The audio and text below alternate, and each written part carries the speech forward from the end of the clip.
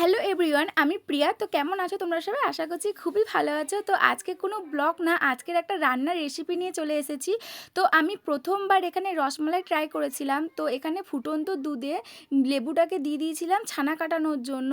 লেবুটাকে দেওয়ার পর 10 মিনিট এরকম করে নাড়তে হবে, তবেই অটোমেটিক ছানাটা বেরিয়ে চলে আসবে আর এই জলটা বেরিয়ে যাবে।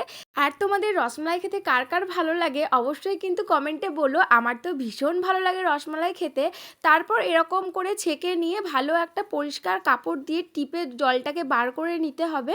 আমি 1 কেজি দুধের ছানা বানিয়েছিলাম আর ছানাটা দেখো কতটা কম হয়েছে, সেজন্য আমি আরও 500 দুধের ছানা বানিয়ে নিয়েছিলাম।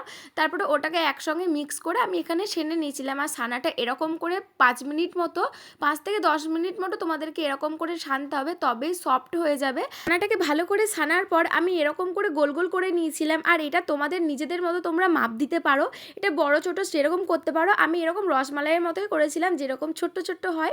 তারপর এখানে কড়াইয়ে গরম জল নিয়ে নিয়েছিলাম আর চিনি আর এলাচ দিয়েছিলাম। চিনিটা তোমাদের পরিমাণ মতো দিতে হবে, অনেকটাই মিষ্টি দিতে হবে।